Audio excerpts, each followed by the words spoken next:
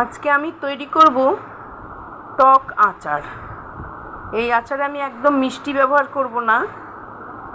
এখানে আমি নিয়েছি কতগুলো আমড়া, পাঁচটা লেবু নিয়েছি, পাতি লেবু, দুটো গাজর, একটা কাঁচা আম, আর এখানে আছে সর্ষের তেল, আর এখানে আছে মশলা কালো জিরে, সর্ষে, মেথি, মৌরি, আর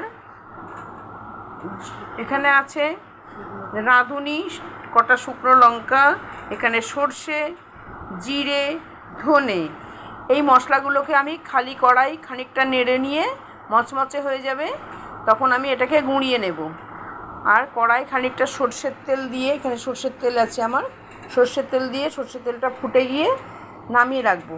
নামিয়ে রাখার পরে ঠান্ডা হয়ে গেলে আমি এই গুঁড়ো মশলাগুলোকে ব্যবহার করব ওই তেলের সাথে। তেলে ভালো করে মিশিয়ে নিয়ে আমি এই আমড়াগুলোকে 4 টুকরো করে কেটে নেব, লেবুগুলোকে 4 টুকরো কেটে নেব, গাজরগুলোকে ডুমো ডুমো করে কেটে নেব, আর এই আমটাকেও ডুমো করে কেটে নেব। নিয়ে ভালো করে ধুয়ে আমি ওই তেলের মধ্যে জল ঝরিয়ে ওই তেলের মধ্যে ভালো করে মাখিয়ে খানিকটা লবণ আর হলুদ মাখিয়ে জারে ভরে রাখবো। তবে আমার তৈরি হয়ে যাবে টক আচার। সবাই বলে খালি আমি মিষ্টি আচার তৈরি করি আম দিয়ে, কেউ টক আচার তৈরি করতে পারো না? অনেকে সুগার আছে, তারা মিষ্টি আচার খায় না, পছন্দ করে না। সেজন্যই আমি এটা সবার জন্যেই তৈরি করলাম টক আচার। আপনারা দেখুন কেমন হয় এই আচারটা। তেলটাকে আমি ফুটিয়ে নিয়েছি, এটা ঠান্ডাও হয়ে গিয়েছে। এবার আমি এতে দিয়ে দেবো লবণ আর হলুদ। এই লবণ আর হলুদটাকে ভালো করে মিশিয়ে নেব।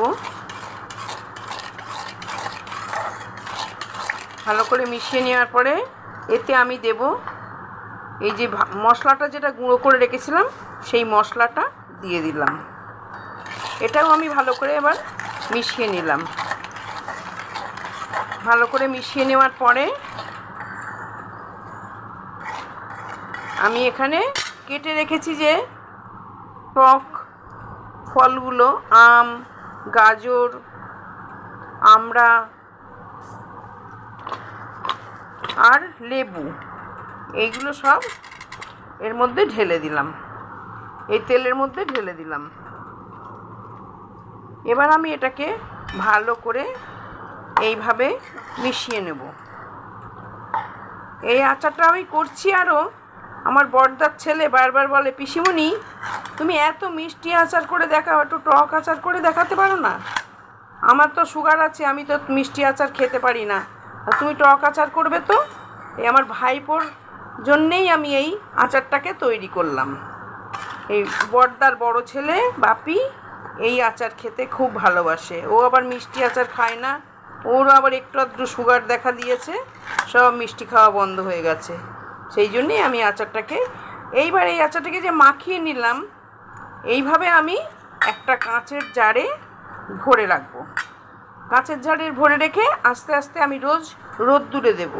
রোদ্দুরে দেওয়ার পরে আমি যেগুলো দিয়েছি, গাজর, আম, আমড়া, লেবু, এগুলো সব মজে যাবে যখন তেলের সাথে আর মশলার সাথে, তখন এই আচারটাকে খেতে হবে।